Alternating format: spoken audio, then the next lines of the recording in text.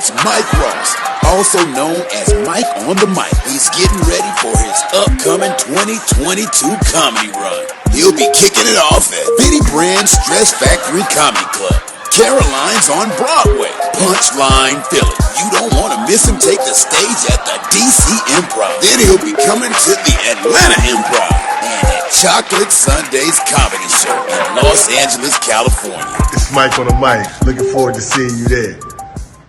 What's happening, y'all? It's your man Sam Ant here at Viral Hip Hop News. Listen, do me a favor. You see the brother right now on your screen. Go down to my description box and follow Chakra Doctor at Chakra Doctor TV on YouTube. Your only place to find miracle food. Let's get it, man. Yo, so in other news, I don't know if you heard today, Maino was on. What's Angela Lee's podcast? I'm not sure what it's called right off. Lip service. There you go.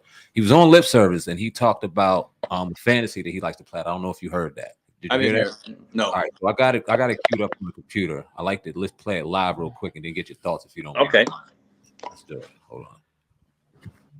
So I'm gonna tell you right now, I've never talked about this. Shit. I like to be like a runaway slave. Okay, no. No shit. Oh my god. I like to play like a runaway slave. Okay. I like to play like a disobedient slave with a white woman. So tell me like what you say. Yes, Mesa. How's the sorry? It's two of them. Like it's like me getting whooped, right? You get whooped? It's like I play like you whipping, but most of them don't want to play like that. This yeah, I was gonna say, what white woman goes along with this? They don't want to play like that. They don't. Okay. This is my. It's like, listen, you're gonna act like your master's wife. And I'm the runner. And I just got whooped by Massa for eyeballing me. But the whole time you've been really, you like me, you've been eyeballing me. Oh, this sounds like some freaky porn. I'm interested. Right, this is freaky shit. And then I'm gonna come all sweaty, right? Just finished getting whooped, and you're gonna say, no, Billy Joe, no, Billy Joe, no. Massa's not gonna like it. He's not gonna like it. I said, you want it. This is his whole script. Yeah, his whole script.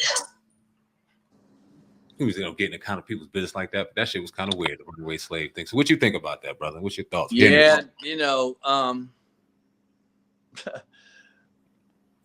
I'm very lenient, for people doing what they want to do, in the privacy of their home.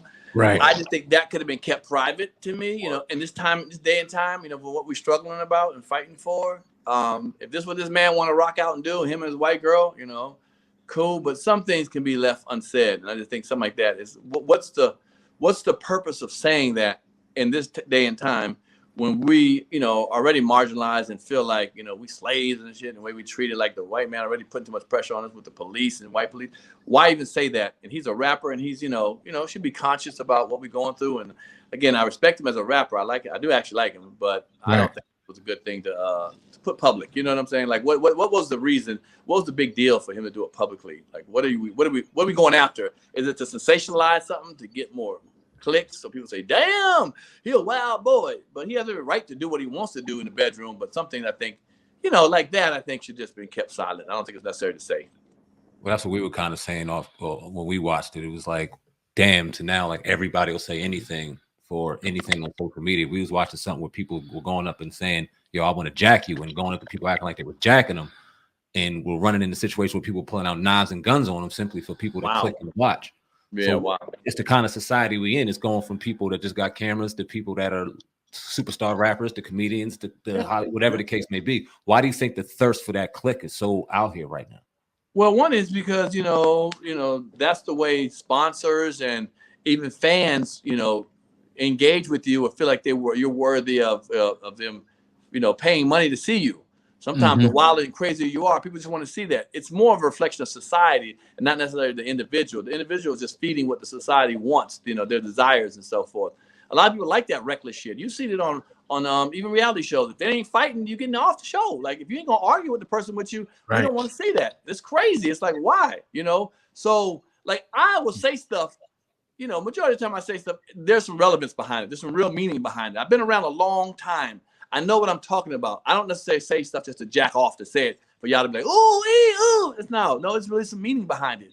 But some people want to just say something to keep their spark going. And unfortunately, it works.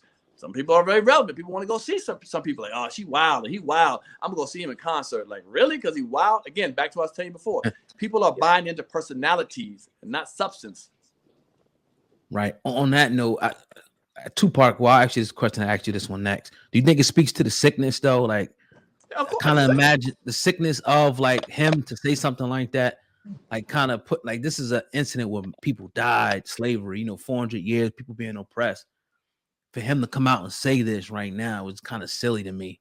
You know what I mean? It's like almost like, somebody Jewish saying that about somebody German or something like that. You just wouldn't typically see something like that. So you think that it speaks to the, the psychological mindset of Maino to say something like that? But what are we asking for Maino? You want him to be a rocket scientist? You know what I'm saying? Is he really a scholar like that? I don't know. I don't know his background enough. Right. We feel like as a member of a black society, we should protect ourselves at all costs. Putting ourselves out there like that. We shouldn't put ourselves in a crazy situation. But what are we asking? He's a rapper. At the end of the day, yes, I'd rather him rap on some stuff. Being a rapper, he should know better than that. But at the end of the day, the nigga don't give a fuck. You think he gives a fuck, about what we think? And that's, you said sickness of society. Yes, it's the sickness of all of us. Not just Maino. Don't put on Maino, as he's the only one. There's a lot of people out here doing reckless shit, to get attention. Yes, you know what I'm saying? It's just being dumb and just making it, and it works. You see some of these people, I've seen some of these shows, and I'm not going to knock these cats, but I'm like, wow. You see people walking by with a cell phone, talking shit, and then somebody turn around, who is it, me? Oh, no, I'm on the phone. Or whatever the fuck it is. Somebody gonna get killed fucking around messing with the wrong person. We waiting for that to happen, or whatever the case may be. Taking something out of somebody's basket and keep on walking. Just trying to make somebody, disturb somebody's way of life on a normal basis to get laughs for that. Man, you're gonna run into some shit that ain't cool. And we are clicking and watching, and the more you click, the more money you make. You feel what I'm saying? The more they click, the more they watch, the more money they make on social media. So why should they stop? You guys buying into the shit. You keep watching the shit. You know what I'm saying? So it's like, all right. I mean, I see it when it runs to my timeline, but I don't follow some of those people who do that. People who do comedy like that is not my thing to follow. I don't really follow those kind of people. Right. I want real comedy, stand-up comedy, or real clever skits, skits with a beginning, middle, and end to me. Let me ask you this, because you made me think of a good point. And it's talking about, like, even for example, Maino. We only know about what Maino said because he's, like you said, he's no rocket scientist. He's no scholar. Right. He went up there and said some real shit that he felt as though he said, and we can agree to disagree, but he said it. But the media projected it out for all of us to see and all of us to comment on. And then we got these things that go on that are very profound and very therapeutic to the mind and things like that should be projected, but it's not. And we don't know about it. And we can't have these conversations with people like you and other people that we can have on the show. So why do you think that is? Why do you think media projects these kind of buffoonerish kind of content and behaviors that we have and absorb? Back to what I said. It's selling. It's us. We have gotten to the bottom of the barrel. You know what I'm saying? We enjoy being in the bottom. Mm-hmm. It's funny. I thought about hip hop a while back. I remember I came up in the hip hop era back in the 70s, and it was, white lines and all that kind of, conscious rap, and then, then the mid 80s was, lyricists having a good time. But toward the end of the 80s, it started being more conscious. Poor Righteous Teachers, Brand Nubians, KRS-One. You know what I'm saying? It started being conscious. And then it slipped into the P. Diddy world of, shiny suits and drinking. Well, those record companies decide what they're going to push. They get to a point where they don't push no more. Well, if people don't push something anymore, then it won't be, you got to really fight and push. You got to fight and push it. Push for it. We got to say no to it. We got to not watch those things or not support those people who do that kind of thing. So it's up to us. I don't blame them, but we can get rid of them or that feeling if you feel like that's something that's not needed in society right now, which I do. Stop supporting it. Stop watching it. Stop chasing it. Stop. I'll do something that's very poignant or clever or something like that. And, I got a web series for those. We talked about it before called Dating Pierre. It's pretty funny, but let me think of something else. Or some other stuff. I may try to work on something that's clever, got a beginning, middle, and end.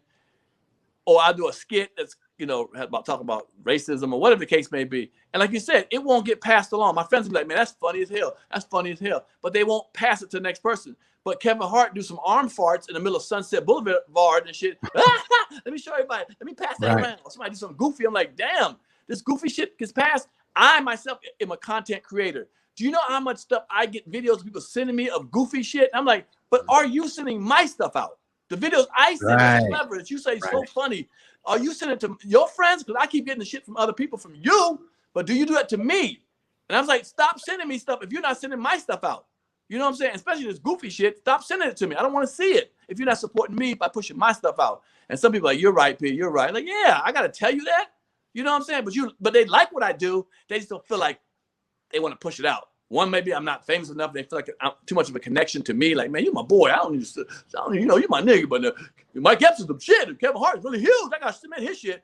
Really? But you know me? Yeah, because I know you. You know, sometimes people act like that and they know you. They don't, you know, help you push your brand because they feel like they know you. They're too close to you. You ain't nobody, nigga. I see you every day.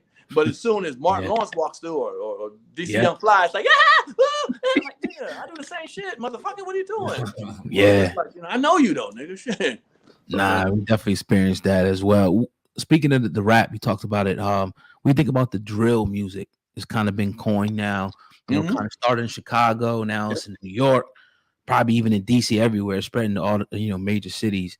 When you think about that, now I was in a car listening to like you said, the 80s music.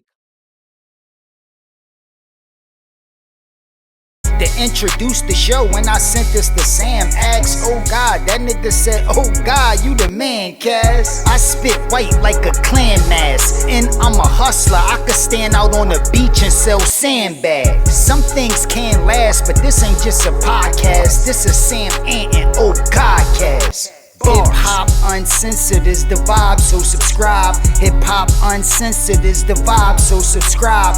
Oh God, driving Sam Ant riding passenger side, and you heard it out the mouth of the greatest rapper alive. Hip hop uncensored is the vibe, so subscribe. Hip hop uncensored is the vibe, so subscribe. Oh God, driving Sam Ant riding passenger side, and you heard it out the mouth of the greatest rapper alive. Go gang.